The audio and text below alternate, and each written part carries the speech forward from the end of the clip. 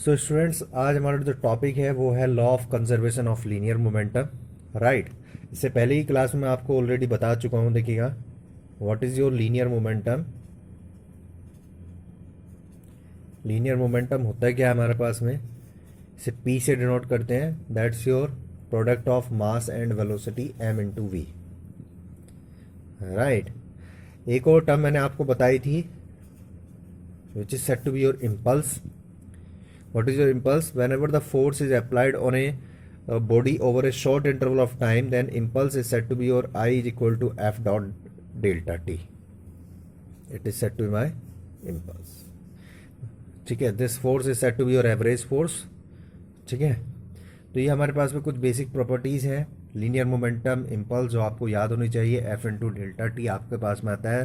This force को हम average force, external force भी हम कहते हैं। ठीक है, now law of conservation of linear momentum. What the law of conservation of linear momentum? This law states that, ठीक है, ये लॉ स्टेट क्या क्या कहता है, if there is no external force on a body, then the linear momentum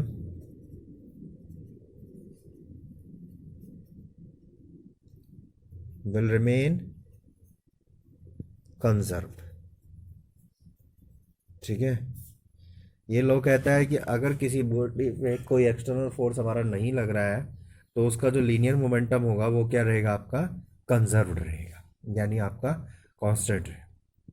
अच्छा, एक चीज होती है, एक होता है कंजर्व्ड, एक होता है constant. What are the difference between conserved and constant? Conserved में और कांस्टेंट में डिफरेंस क्या होता है हमारे पास? तो देखिएगा, सिंपल सा एक एग्जांपल मैं आपको बताऊं इसमें।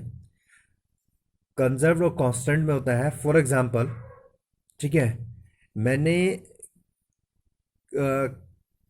ठीक है, फॉर एग्जांपल आपको आपके पेरेंट्स ने, ठीक है, 10 रुपीज़ दिए, 10 रुपये दिए आपको।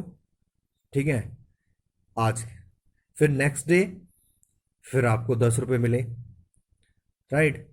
तो आपने जो पुराने वाले 10 रुपये थे वो आपने खर्च कर दिए और नेक्स्ट आपके 10 रुपीज़ आपकी पॉकेट में रहे। नेक्स्ट डे फिर आपके पास को 10 रुपीज़ आपको मिले, तो नेक्स्ट जो आपका लास्ट था वो आपने स्पेंड कर दिया। ठीक है, फिर आपके पास 10 रुपीज़ रहे। तो यानी हर रोज के एंड में मेरे पास में 10 रुपये थे। That is set to be your constant. ठीक है, लेकिन मुझे आज 10 रुपये मिले, कल 10 रुपये मिले, फिर परसों भी 10 रुपये मिले, यानी 3 दिन। तो by the end of the day I should have the 30 rupees. That is set to be your conservation. तो conservation means everything which is exist, then the total sum will the net will be the sum of all individuals। अगर मेरे पास में n particles हैं, उनका n particle का जो linear momentum है वो p1 p2 p3 p4 p5 up to pn है। ठीक है, तो ये p1 p2 p3 p4 ये तो आपका कांस्टेंट रहेगा ही। इसके साथ साथ जो नेट मोमेंट है मेरा P1 plus P2 plus P3 plus P4, that will always remain same. It, ठीक है, चाहे आपका P1 P2 कुछ भी चेंज हुए, बट नेट मोमेंट मेरा P ही रहेगा and that will remain constant. ठीक है, तो हमारे पास में जो बात है, हम जो बात कर रहे हैं, ठीक है, वो हम बात कर रहे हैं कंजर्वेशन की, यानी उनका जो नेट है वो हमारा कांस्टेंट रहना चाहिए। ठीक है, डन। सो नाउ इसी को लिए देखिएगा, हम जो है को ड्राइव करेंगे हम इसमें। तो law of conservation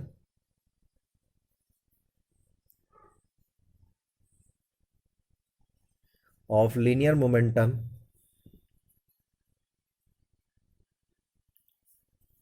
from Newton's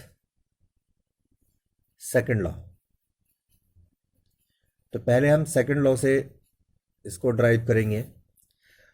ठीक है, आपका जो सेकंड लॉ है वो कहता है F the force is directly proportional to, you can say, dp by dt, the rate of change of linear momentum, और you can say it is also equal to, क्योंकि constant of proportionality जो होता है वो यहाँ पर 1 होता है, f is equal to dp by dt. ठीक है, हम कह रहे हैं now if f external is equal to 0, अगर f external आपका 0 है, then this dp by dt यानी change rate of change of linear momentum will be 0, then dp will be 0, यानी change in linear momentum 0. अगर किसी का change 0 है तो क्या हम ये नहीं कह सकते कि वो वैल्यू आपकी कांस्टेंट होगी, तो p will remain constant. So p will be, that's your p1 plus p2 plus p3 to pn, that will remain constant. ठीक है, और p की जो वैल्यू होती है, मान लीजिए हमारे पास में n पार्टिकल्स थे, that's your p is equal to m1 v1 plus m2 v2 plus m3 v3 dot mn vn, and that will be your cost. ये हमारा law of conservation of linear momentum. Right, now derivation from third law. जैसे हमने second law से drive किया, वैसे ही हम third law से भी ड्राइव कर सकते हैं. ठीक है, कैसे? मान लीजिए हमारे पास में दो बॉडीज हैं, say let us consider there are the two bodies A and B. A का इनिशियल मोमेंटम पी ए है, बी का इनिशियल मोमेंटम पी बी है. राइट, अब हमने इस पे फोर्स लगाया हमने. ठीक है, मान लिया कोई भी फोर्स लगा हमारा, से बी ने ए पे फोर्स लगा, ए ने बी पे फोर्स लगाया. हमारे पास में दोनों बॉडी कुछ इस तरीके से रखी हुई, ए बी पे फोर्स लगा रहा है और बी उस पर उतना ही रिएक्शन लगा रहा है. राइट, अपोजिट डायरेक्शन में. तो पी ए यानी ए का जो फाइनल मोमेंटम हो गया वो पी ए डैश हो गया, और बी का जो फाइनल मोमेंटम हो गया वो पी बी डैश हो गया. Right, now can you tell me how much the F A B की वजह से क्या चेंजेस आए हमारे? ठीक है, अच्छा उससे पहले, इसे पढ़ने से पहले एक सेकंड जरा आप देखिएगा. Now what is my impulse? Impulse था मेरा I, which is equal to F into में delta T. F is equal to कितना होता है आपके पास में? M A. ठीक है, इंटू में delta T. So this can also be written as M A into delta T, यानी एक्सेलरेशन डेल्टा टी को हम लिख सकते हैं T two minus T one if your. तो now impulse I is equal to M A T two minus A T one. What is your A T two A T one? Acceleration into time. ये क्या हो जाता है आपका? क्या हम इसको वेलोसिटी नहीं लिख सकते? That's your V two and V one. So impulse can be written as, ठीक है, because velocity is equal to होता है आपका एक्सेलरेशन इनटू टाइम, या एक्सेलरेशन होता है आपका वेलोसिटी अपॉन टाइम. वहीं से हमने फॉर्मूला लिख दिया. ये देखिए, अब मास तो आपका कांस्टेंट रहता है, कंजर्व रहता है, तो मास तो सेम पार्टिकल है. हम इसे m2v2 लिखो या इसे m1, m को आप m1 लिखो, m2 लिखो या m लिखो, एक ही बात है. तो हम इसे कह सकते हैं p2, इसे कह सकते हैं p1. तो इम्पल्स हो गया आपका पास में डेल्टा p. ठीक है, हमारे पास में एक फॉर्मूला आ गया which is very important formula. Impulse is equal to change in linear momentum.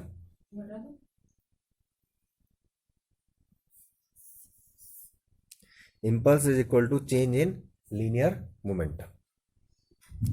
तो इम्पल्स हमारे पास में I is equal to delta P होता है. ठीक है, तो ये बहुत आपके न्यूमेरिकल के लिए सबसे इंपॉर्टेंट फॉर्मूला है ये. I is equal to delta P which is equal to F into में डेल्टा टी. ठीक है, इसी बेसिस पे हमारा ये डेरिवेशन भी है न्यूटन थर्ड लॉ का. आप जरा इसको समझ लेते हैं. राइट, तो मान लीजिए हमने जो कहा था, जैसे force A B, F A B. What is your F A B? F A B is the force on A due to B. जो ए पे बी फोर्स लगा रहा है, मान लीजिए इसने टी सेकंड के लिए लगाया, F A B into T. How much it is, this is the impulse imparted by B on A, इसको हम कहेंगे impulse imparted by B on A, and how much it is, that is equal to change in the linear momentum, change in the linear momentum किसका है, ए का। ध्यान देना, force B ने लगाया ए पे, तो चेंजेस किस में होंगे, तो चेंजेस ए में होंगे। इंपल्स जो इंपार्ट किया बी ने किया किस पे, ए पे, तो चेंज किस में हुए, ए में। ठीक है, तो डेल्टा पी ए भाई P A dash minus P ए, क्योंकि देखिए फाइनल मोमेंटम आपका पी ए डैश था, इनिशियल मोमेंटम आपका ए का पी ए था, ये हमने एज्यूम किया था। तो हमारे पास में F A B into delta T आ गया ये। Now sorry F A B into T. अब देखिए आप फोर्स ए ने जितना ए ने आपने जितना बी पे भी लगा ए पे, मान लो एफ वी ए इंटू में T, how much it is, that's your delta P B. यहां पर ए ने बी पे लगाया तो मोमेंटम किसका चेंज हुआ, बी का चेंज हुआ। How much it is, that's your P B dash minus P B. ठीक है, नाउ सिंस, अच्छा सिंस हमें पता, यहां से हम एफ बी ए निकाल लेते हैं, F B A is equal to हो गया आपका P B dash minus P B upon में टी। ठीक है, ऐसे ही मेरे पास में एफ ए बी आया था, that's your P A dash minus P A upon में T. Right, now since as per Newton third law, Newton's third law कहता है जो एफ ए बी पे लगाएगा, यानी एफ बी जो ए पे लगाएगा उतना ही फोर्स ए बी पे लगाएगा अपोजिट डायरेक्शन। ये हम कह सकते हैं। तो हमारे पास में यही वैल्यू रख दीजिए आप, पी बी, आप चाहे तो वेक्टर लगा लो इस पर, नहीं लगाओगे तो कोई फर्क नहीं पड़ता है। ठीक है, तो P B dash minus P B upon में T is equal to minus of, ठीक है चलो कोई बात नहीं, इस पर लगा minus P A dash minus P A divided by T, T से टी कैंसिल हो गया, तो ये बचा आपके पास में P B dash minus P B is equal to minus का पी ए डैश और माइनस माइनस प्लस का पी ए। इस डैश को उठा के मैं इधर लाऊंगा और इस पी बी को उठा के इधर ले जाऊंगा, तो P B dash plus P A dash is equal to P A plus P B. What is this, this is your, देखिएगा P A dash plus P B dash, then linear sum of linear momentum of A and B after, ठीक है final, और P A plus P B sum of linear momentum before. तो हम ये कह सकते हैं this P after is equal to P before, that means P is equal to constant. तो ये हमारा प्रूव हो गया आपका थर्ड लॉ से। ठीक है, तो आप चाहे थर्ड लॉ से, दोनों डेरिवेशन है हमारे पास में, थर्ड लॉ से भी प्रूव कर सकते हैं हम, या हम सेकंड लॉ से भी प्रूव कर सकते हैं। ठीक है, तो अब तक हमारे पास में what is my P, linear momentum, that's your mass into velocity. ठीक है, linear momentum always remains conserved, यानी P is equal to P one plus P two plus P three plus P N dot dot and that is equal to constant. ठीक है, दो derivation है इसके, F is equal to D P by D T, यहाँ से हम कर सकते हैं, if F is zero then you can derive, और न्यूटन थर्ड लॉ से कर सकते हैं। ठीक है, if there is no external force, and the most important formula impulse, impulse का फॉर्मूला होता है फोर्स इंटू में delta time, also it is equal to the change in linear momentum delta P. So I can be written as delta P, also written as your F into delta T. ठीक है, this is the most important derivation, most important formula for your numerical. Right? तो यही है हमारा law of conservation of linear momentum. इसके काफ़ी सारे examples हैं जो आपके नोट्स में गिवन है, जैसे कि अगर कोई एक पर्सन है, a man jumps out of the boat on here the shore, the boat is pushed slightly away from the shore. तो जब ठीक है, जब वो पुश करता है, वो कूदता है, तो वो जब कूदता है तो वो उतना ही उसको बोट को क्या करता है, पीछे की तरफ पुश कर देता है, right. A person left on the frictionless surface, अगर फ्रिक्शनलेस सरफेस पे है, can get away from it by blowing air out of his mouth. ठीक है, अगर कोई पर्सन है वो लेफ्ट, अगर आपका किसी फ्रिक्शनलेस सरफेस पे, यानी फ्रिक्शन नहीं है वहां पर, तो वो गेट अवे हो जाएगा जस्ट बाय ब्लोइंग एयर, जो अगर एयर की वजह से भी, ऑफ हिज माउथ. ठीक है, और by throwing some object in a direction opposite to the direction in which he wants to move. अगर उसको कोई ऑब्जेक्ट भी फेंकना है फ्रिक्शन उसमें, तो वो क्या करेगा, आपका अपोजिट डायरेक्शन में फेंकेगा जिसमें वो जा रहा है, जिसमें वो मूव कर रहा है. ठीक है. सो क्योंकि वो रिएक्टिव फोर्स लगा है, जिसकी वजह से एक एक्शन फोर्स लग जाएगा उस पर, और वो एक्शन, यही आपका law of conservation of linear momentum होता है. सबसे अच्छा एक और एग्जांपल इसमें बताऊं मैं आपको, जैसे आप बैट बॉल खेलते हैं, ठीक है, तो आपने बॉल को हिट किया. सपोज आपने बॉल को हिट किया किसी बॉल से, ठीक है, तो वो आपका मोमेंटम था, उसके बाद में वो रिवर्ट होके आई. That is also set to be your law of conservation of linear momentum. इसका रिकॉइलिंग ऑफ गन, जो गन से आपकी बुलेट जो फायर करते हैं हम, ठीक है, दैट रिकॉइलिंग वेलोसिटी होती है, जो कि आपकी मास ऑफ गन पे डिपेंड करती है. इसीलिए वो आपका एक रिएक्टिव फोर्स लगाता है पीछे की तरफ, linear conservation of linear momentum की वजह से. ठीक है, इसीलिए हम जो गन है उसको टाइटली होल्ड करते हैं अपने शोल्डर से, तो उससे क्या होता है, जो हमारा मास है, मैन का जो मास है, शोल्डर की वजह से उस गन पे, गन के साथ वो ऐड हो जाता है, और जो रिकॉइलिंग वेलोसिटी होती है वो आपकी कम हो जाती है, ताकि आपको चोट कम लगे. ठीक है. रॉकेट प्रोपल्सन जो होते हैं हमारे पास में, वो भी इसी कॉन्सेप्ट पे होते हैं. तो there are so many practical application of this law of conservation of linear momentum, जो आपके नोट्स में गिवन है, आप उनको गो थ्रू करेंगे. Right. Now we will just discuss some numericals.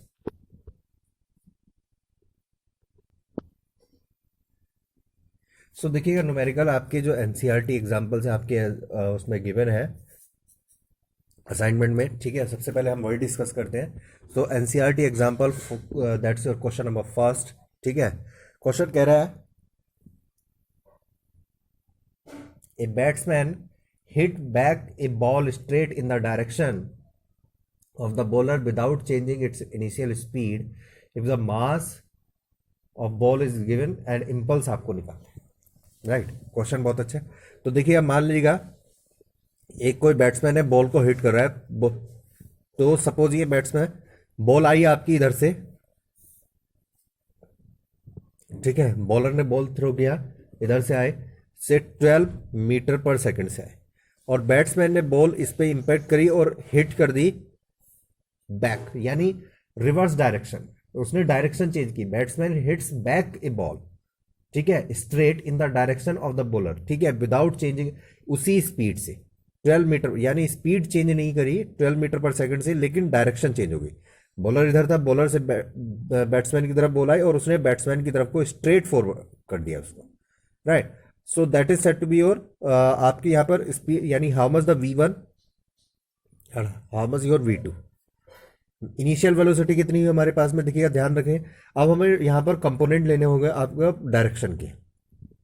मान लीजिए ये हमारे ऊपर डिपेंड करेगा. सपोज हमने ये जो डायरेक्शन है, यानी टुवर्ड द लेफ्ट साइड, हमने नेगेटिव ले ली, -12 मीटर पर सेकेंड. तो ये जो है हमारे पास में राइट साइड जो है वो आपके पास में पॉजिटिव हो गई.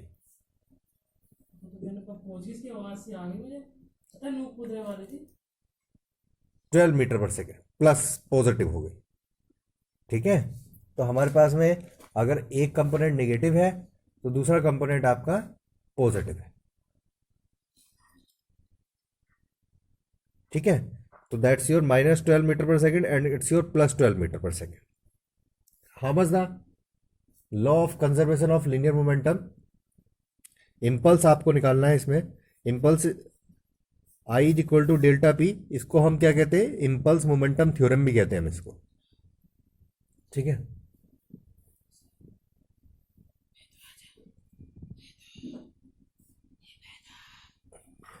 हम इसे इम्पल्स मोमेंटम थ्योरम भी कहते हैं। I is equal to delta P.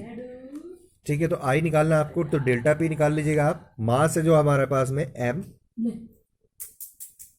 Which is equal to 0.15 kg। ठीक है, 0.15 kg है आपके पास में।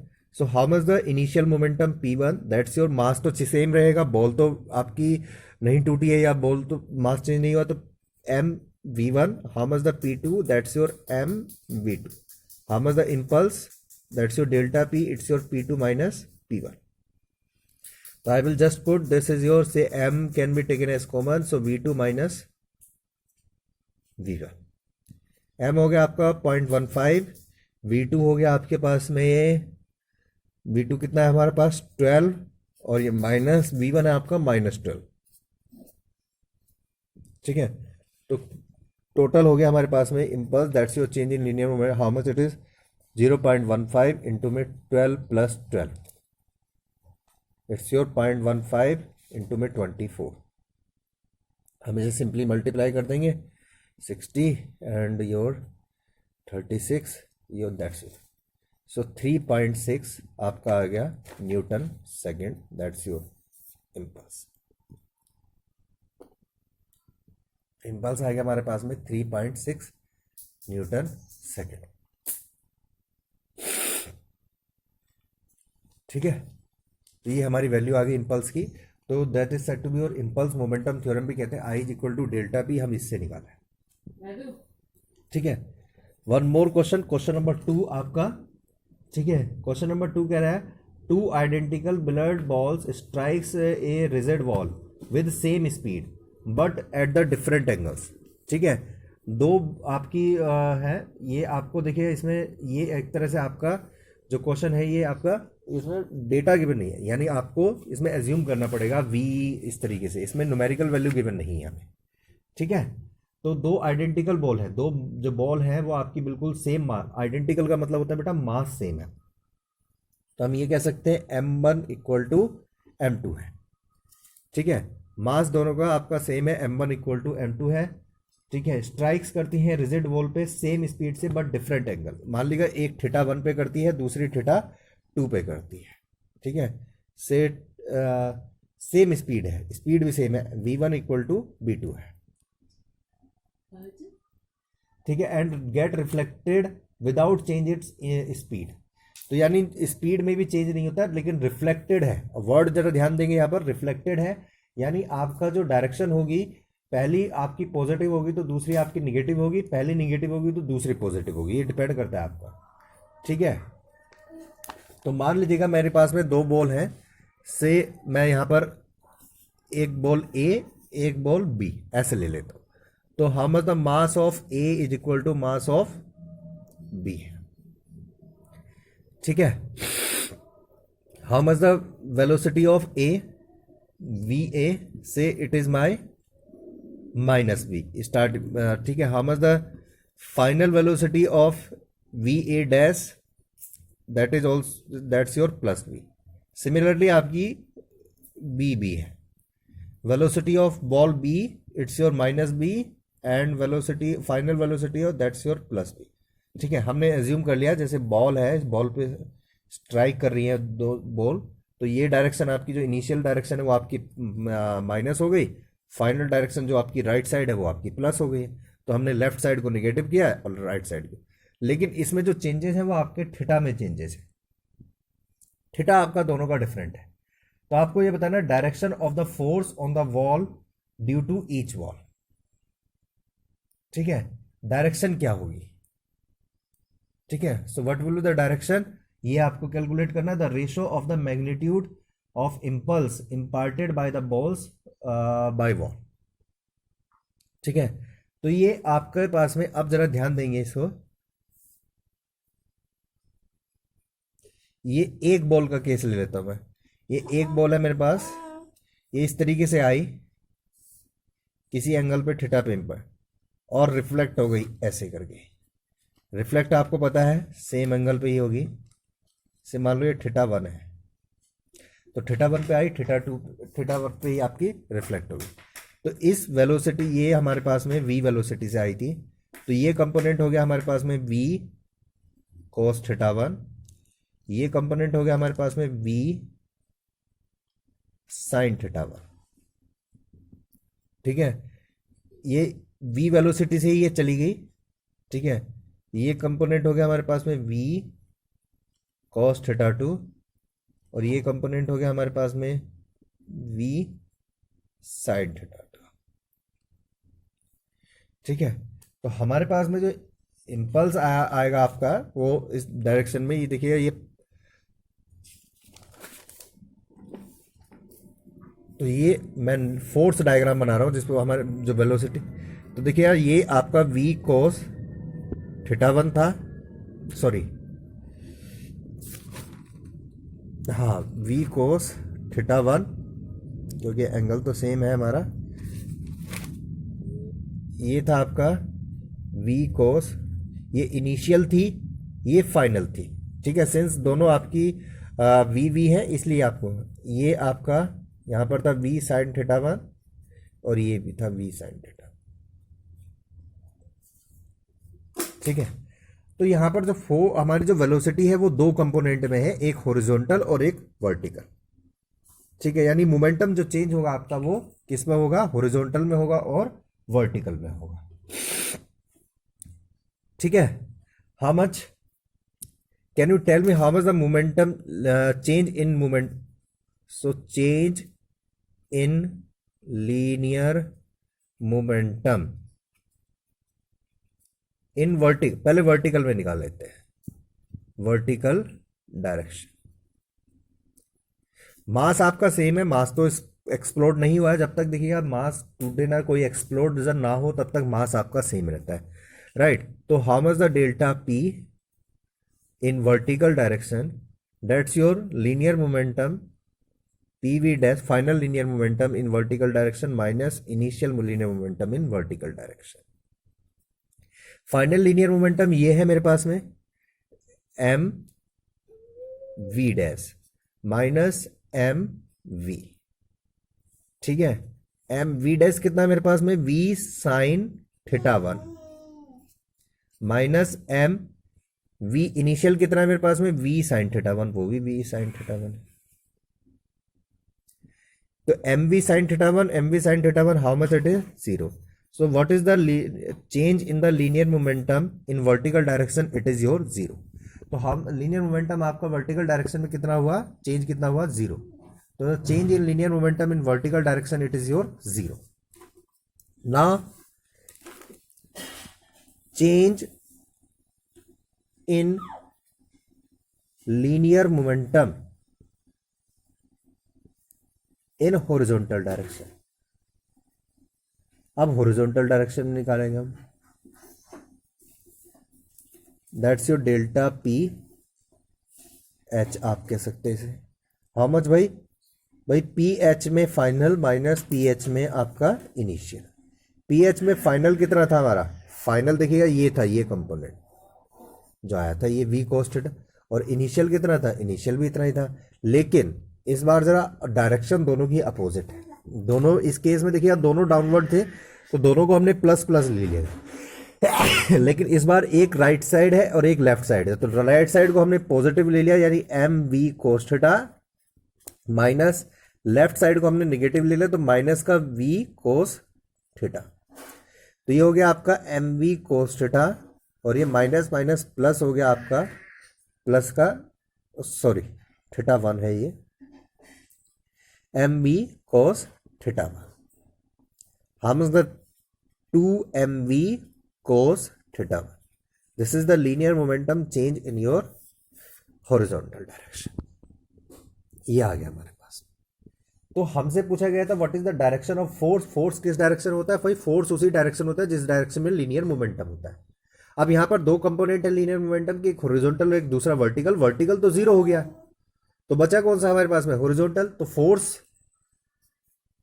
तो फर्स्ट पार्ट का answer force will be in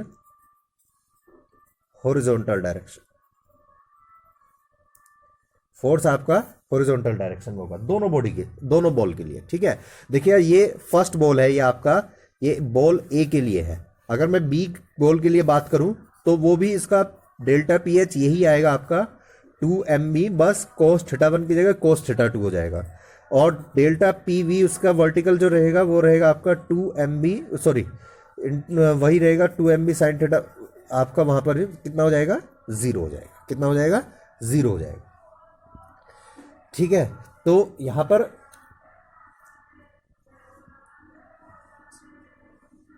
जो आपकी वैल्यू है यानी डेल्टा पी की, जो चेंज इन लीनियर मोमेंटम है, वो आपकी सेम ही रहेगी दोनों बॉल के लिए,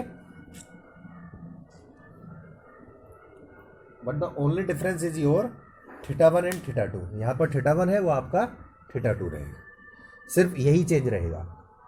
ठीक है, आपको रेशो निकालना है, ratio of the magnitude impulse imparted by the each ball. यहां पर आपको सेकंड पार्ट में इंपल्स का रेशो निकालना है, यानी आई ए अपॉन में आई बी। तो यहां पर देखिएगा आपके पास में ये आ गया 2 MB कोस थीटा 1 अपॉन में 2 MB कोस थीटा 2। 2 MB से 2 MB कैंसिल हो गया, that will be only your cos theta 1 upon में cos theta 2। So this is my final answer. तो इसी टाइप के हमारे न्यूमेरिकल हैं। ठीक है, देखिए आपको जो न्यूमेरिकल स्टार्ट करने हैं अपने असाइनमेंट में, वो न्यूमेरिकल स्टार्ट करने हैं आपको क्वेश्चन नंबर 23 ऑनवर्ड्स। ठीक है, numerical will be from your 23 onward. 23 से स्टार्ट करना है आपको न्यूमेरिकल पार्ट, जो हमारा क्वेश्चन है असाइनमेंट में। 23 से 34 ओनली 12 क्वेश्चन आर देयर। ठीक है, तो ये 12 क्वेश्चन है, ज़्यादा नहीं है। प्लीज़ आप इनको सोल्व कीजिए, यदि कोई भी इशू रहता है तो हम उसको सोल्व करें। राइट।